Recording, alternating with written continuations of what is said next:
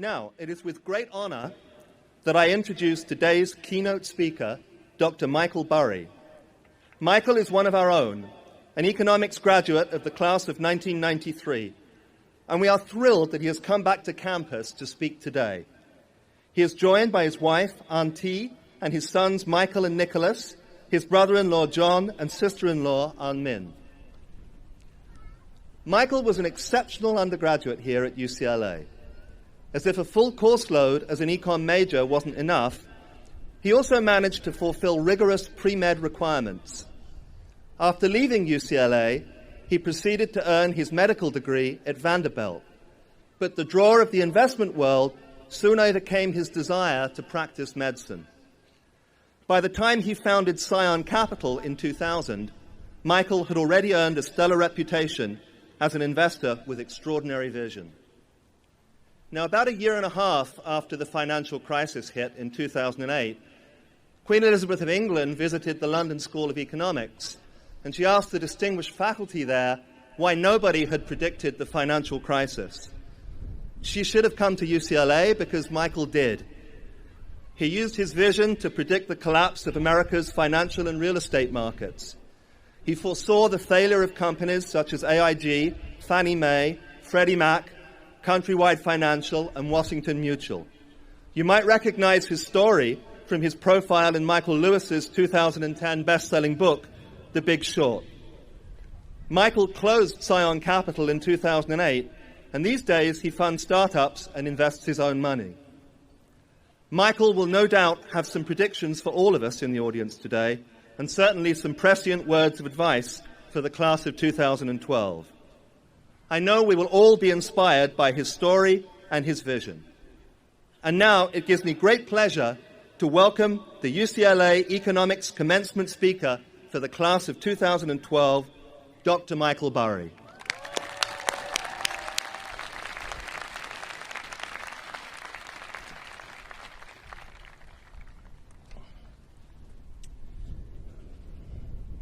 Well, thank you, Professor Farmer. Class of 2012, congratulations. It's quite an achievement to graduate from UCLA. You know, it's nice to be back in Westwood. I certainly have fond memories of my time here. In many ways, the campus is much the same, but in some ways I can see it's different. I do know your campus life has been much different than mine. 20 years ago, I had no internet, no smartphone, no cell phone, I don't think. You know, but I did invest my summer earnings in stocks and futures, and I remember being absolutely starved for information. I had to send away for financial statements, sometimes waiting weeks for a response, and I would pick a near daily trip to Westwood to pick up a Wall Street Journal to check yesterday's stock quotes. Today, it's much different. Information swarms us, it comforts us, it disrupts us. It's an age of infinite distraction for those so willing.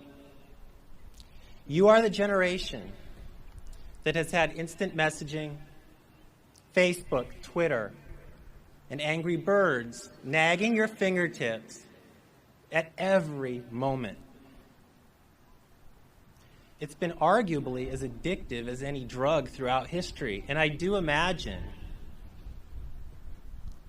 it took some terrific willpower during your studies to study.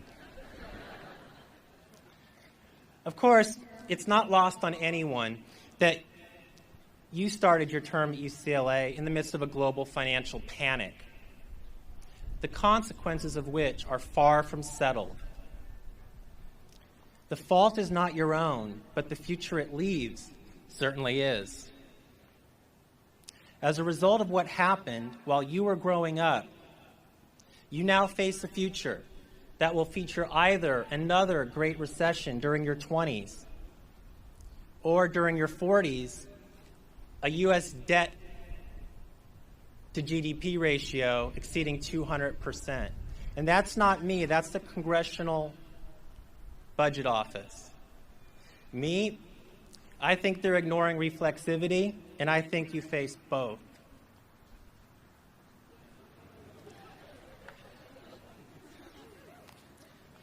Now, Greece was at 160% GDP, debt to GDP, when its last of its 9 lives started running out. From my perspective, this is all the more tragic because the financial meltdown was both predictable and preventable. This was no black swan, and no other serendipitous excuse should be acceptable to anyone.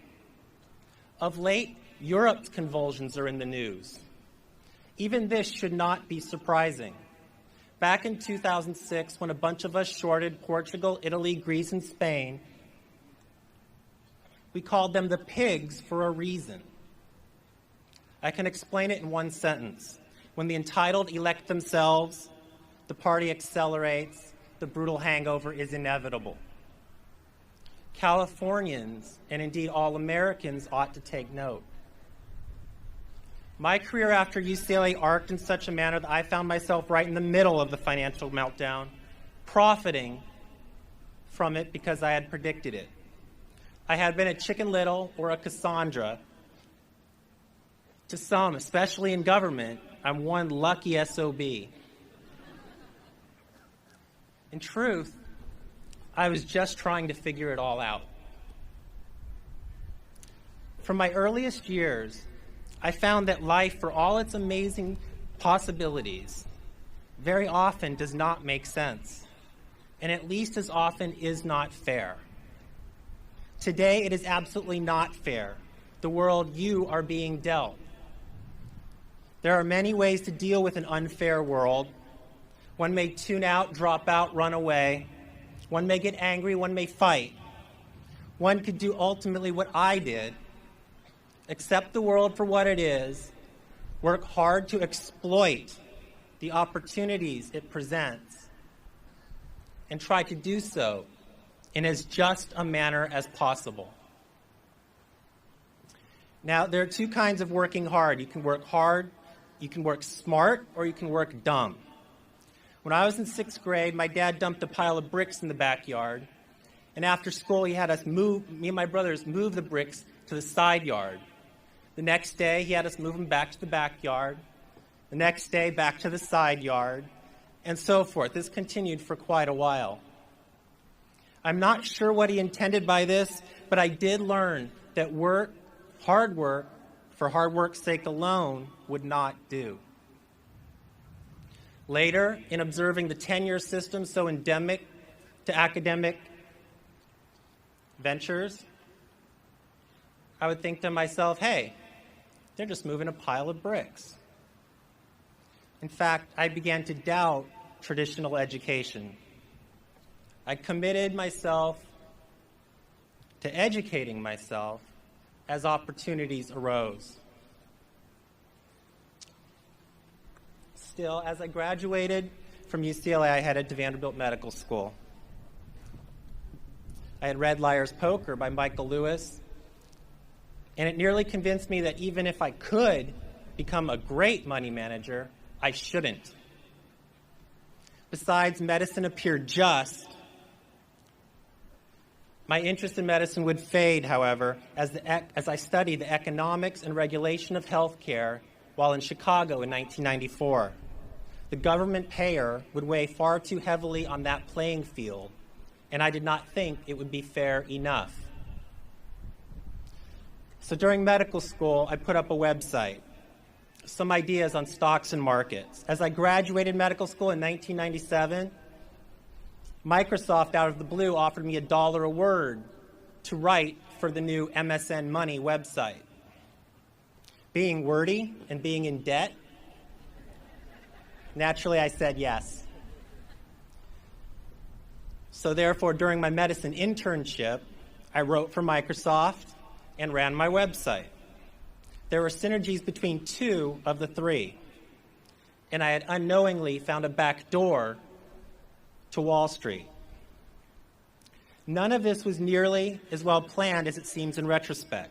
There were a number of crises, including a divorce, and at one point I was so despondent over my direction that I even applied to law school.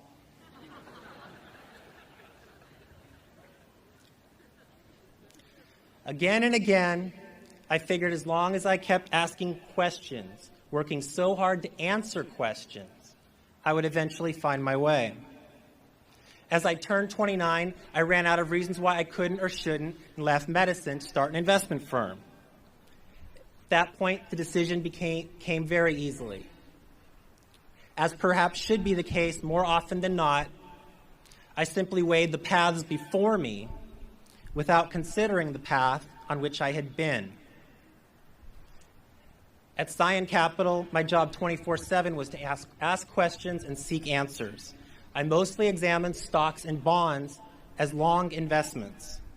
But one day I came across a subprime residential mortgage-backed securitization.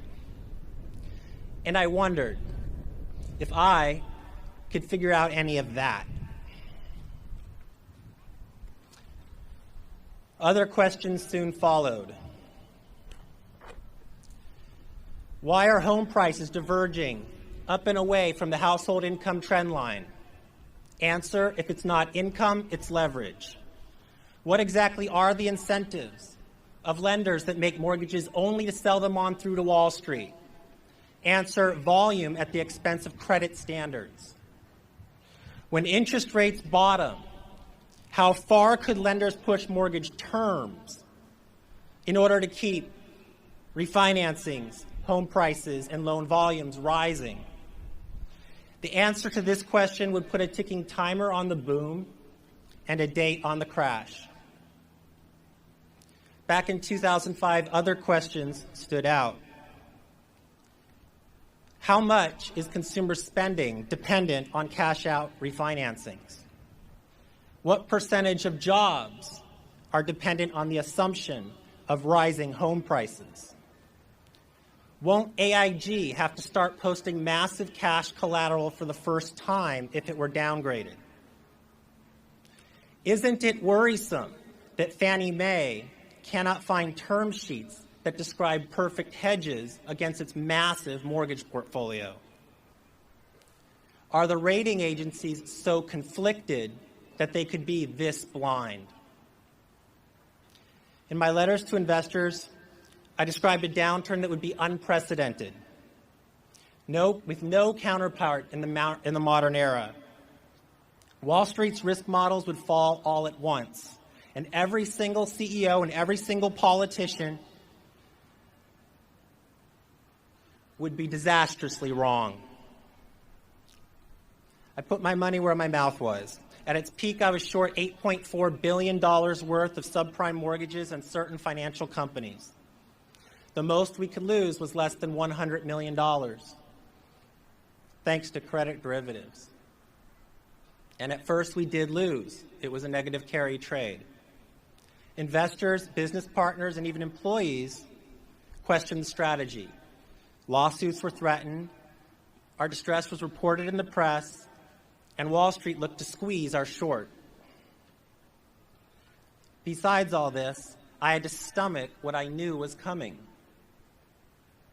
a tragic end to the Follies. This was not fun. I did not tap dance to work. But the firm survived. We turned the tables on Wall Street, and I became the 1% in a way I never imagined when I was sitting where you sit today. I had bet against America and won. In 2010, I published an op-ed in the New York Times posing what I thought was a valid question of the Federal Reserve, Congress, and the President. I saw the crisis coming. Why did not the Fed? Never did any member of Congress, any member of government for that matter, reach out to me for an open collegial discussion on what went wrong or what could be done. Rather, within 2 weeks, all 6 of my defunct funds were audited. The Congressional Financial Crisis Inquiry Commission demanded all my emails and lists of people with whom I had conversed going back to 2003. And a little later, the FBI showed up. $1 million in legal and accounting costs and thousands of hours of time wasted, all because I asked questions. It seemed they would pump me at gunpoint or not at all. That summer, the Federal Reserve put out a paper that concluded nothing in the field of economics or finance could have predicted what happened with regards to the housing bust and subsequent economic fallout.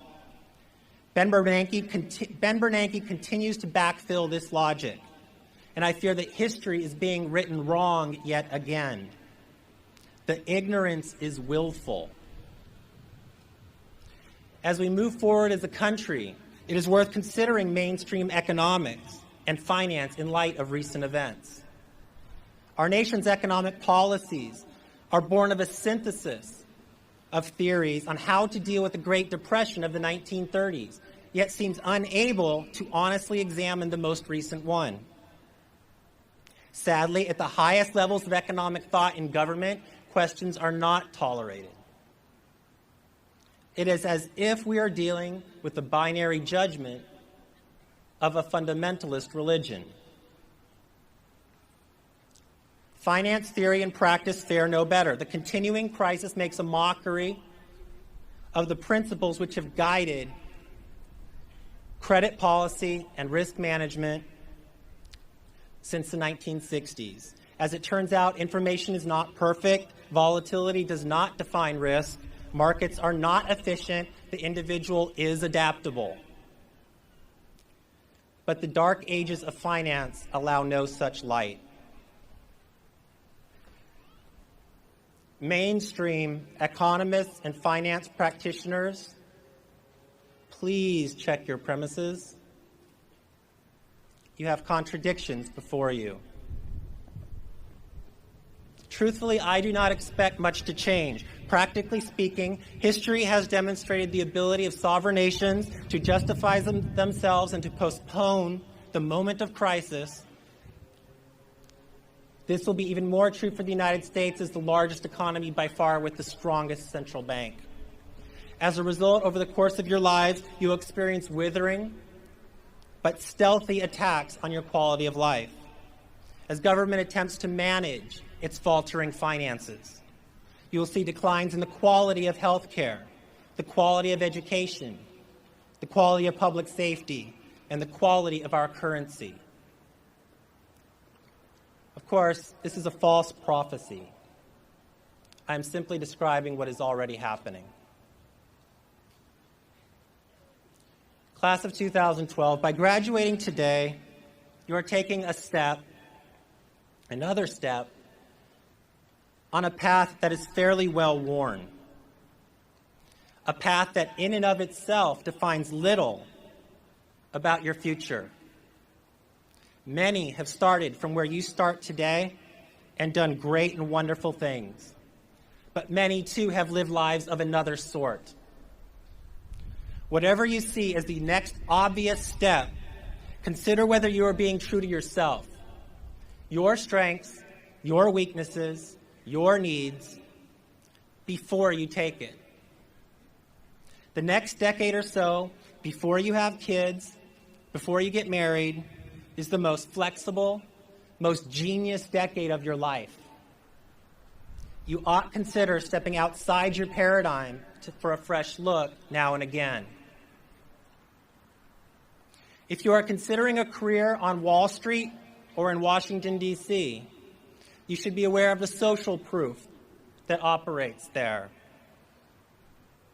This is that many, if not most people, will be doing questionable things that obviously make money and obviously earn respect from common peers. If you find yourself in such a place, I would ask you to consider a rule I learned as a physician. First, do no harm. Besides, life is not that short. Life is well and long enough for you to come to regret any activity or habit involving an exchange of long-term risk for short-term benefit. This is what many, if not most, Americans did during the refinancing and consumption boom of last decade, and it was what our government did in egging on the boom. This is also the gospel of drunk drivers and cheating spouses. Of course, when you encounter the opposite, the short-term risk exchanged for long-term benefit. Consider hitting that button again and again and again. Past may be prologue, but this is not true for the individual. The individual can think different, and the individual can act different than those that got us all into this mess. No matter how the economic tides may sweep away the majority, an individual can stand clear. Each of your lives individually is an epic chance. You can leave here today and you can choose to never stop learning, never to stop asking questions. I must say, it will not be without staggering difficulties. There will be times when you will stare at yourself in the mirror and wonder why. But faced with a setback, you will be most creative. Under stress, you will think better and act stronger. So much so that looking back, it will seem as though it was all meant to be. Thank you and good luck.